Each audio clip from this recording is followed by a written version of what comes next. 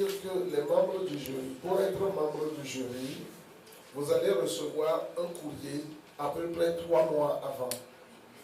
D'accord, pour vous préciser que vous seriez éventuellement membre du jury. En ce moment, ils sont 20. D'accord, dans le courrier, nous vous indiquons que à la fin du prochain mois, par exemple, si vous n'avez pas de courrier, ça voudrait dire que vous n'êtes pas retenu. Après, ça passe de 20 à 12. À la fin de l'autre mois, ça passe de 12 à 7. Et là, vous êtes confirmé pour être membre du jury. Et après, on décide de la personne qui doit présider ce jury-là. Mais les membres du jury ne se connaissent pas avant le jour de l'élection. C'est à peu près ça. Et pour être membre du jury, il faut avoir une certaine hauteur sociale. Donc, est-ce à dire que vous ne pourrez pas dégager un membre du jury qui ne vous plaît pas? Je n'ai pas compris. Est-ce à dire que vous n'avez pas la latitude de dégager un membre du jury, quelqu'un qui ne vous plairait pas? À quel moment on le dégage? Non, je vais dire au cours du processus. Non, c'est-à-dire que déjà, si la personne ne nous plaisait pas, on ne la prendrait pas dans les 20 déjà. Donc ce n'est pas après. C'est au cours des réunions. Par exemple, même il y a certaines personnes, quand elles reçoivent le courrier, peuvent vous dire qu'à la date identifiée, indiquée, qu'elle ne serait pas lobée. Par exemple, on est d'accord, c'est donc de commun accord, si la personne est là lobée en ce moment-là, et après les réunions, ça passe de 20 à 12, de 12 à 7 et confirmé. C'est à peu près le processus. Mais alors, vous ne pouvez pas, déjà au niveau de la candidature, voilà, c'est comme ça par contre que vous devez poser la question. Il faudrait qu'au niveau national, pour éviter un certain nombre de choses, de désagréments, éviter de prendre des candidats en dessous. C'est ce que nous avons essayé tant soit de faire cette année. Pour essayer, sinon, les critères internationaux sont à partir du 1,70 m. Il y a des tolérances à 2-3 points en moins, mais à l'international, sachez que c'est un des critères les plus importants. Concernant le statut même du comité Miss Togo, est-ce que c'est une institution privée ou une institution étatique? C'est une association à but non lucratif.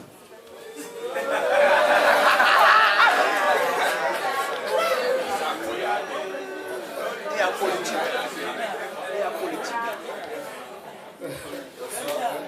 Cache une élection Miss. Non, c'est sûr qu'il y a quelque chose que les gens ne maîtrisent pas toujours très bien. Au début de cette aventure, soyez convaincus et comprenez aujourd'hui que ça n'a pas été évident. Ça n'a pas du tout été évident. Les 5 premières années ont été franchement difficiles. Au départ, ne maîtrisant pas très bien le concours de cette manifestation, nous avons cru à un certain nombre de choses.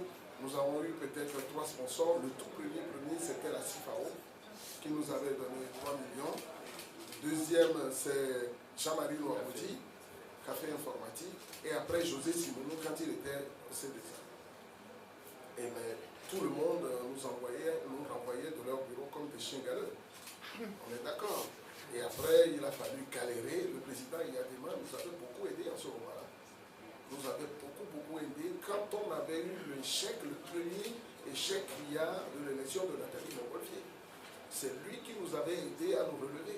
Et à partir de cet instant, évidemment, vous savez, partout où le président Yadema mettait la main, il y avait les sociétés d'État qui couraient derrière. On pourrait dire que c'est à partir de cet instant-là, mais je peux vous rassurer que ça a été très difficile. La réussite est venue du fait, du sérieux de l'organisation et du fait que les sociétés ont vu dans cette organisation un vecteur de communication et de l'audience que cela dégage. Et en même temps, ce que vous devez peut-être aussi comprendre, un vrai organisateur de cette édition n'a pas besoin de tous ses sponsors. a besoin de moins, mais de gros sponsors, comme la Côte d'Ivoire par exemple. Parce que, au lieu de perdre tout le temps pour gérer l'image de toutes ces sociétés qui, juste pour une petite défaillance, vous créent des ennuis, Victor en Côte d'Ivoire a peut-être 4 sponsors, mais je ne peux pas vous dire quel est le budget. C'est un budget qui tourne autour du milliard en 4 sponsors. Mais ici, vous êtes obligé de gérer. C'est vrai, nous, ça me fait plaisir, nous sommes à proportion gardée, nous ne sommes pas dans les mêmes pays, nous ne sommes pas dans la même situation. Nous remercions nos sociétés togolaises qui aiment ce que nous faisons et qui nous appuient financièrement. Mais c'est vrai que nous souhaiterions avoir moins et gros pour avoir plus de temps. Et ça me fait plaisir de savoir que ces sociétés nous appuient et font de notre organisation un vecteur de communication. Sinon, ça ne cache rien du tout. Les sociétés ont compris qu'elles pouvaient utiliser notre audience pour faire connaître leurs produits, pour faire la promotion de leurs produits, c'est tout.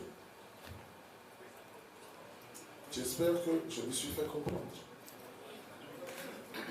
Bonsoir.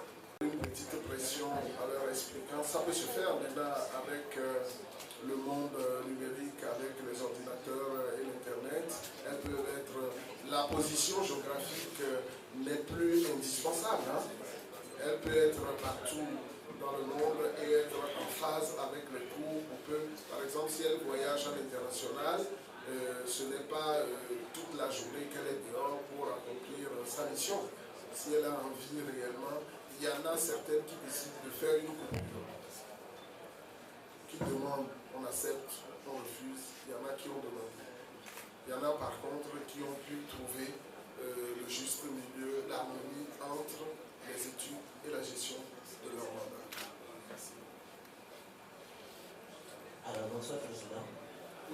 D'abord, félicitations pour cette émission. Narcisse Nsambouya et Radio Lina.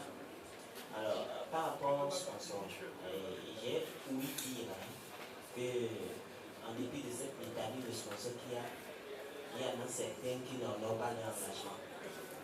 Qui n'honorent pas leur engagement vis-à-vis des Miss. Vis-à-vis, bon, je n'ai pas compris. Précisez bien. Oui,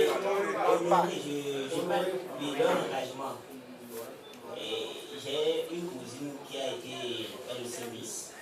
On avait évoqué ce sujet. Miss Togo. Miss Togo. Oui, Miss Togo. Ce ne sont pas les sponsors.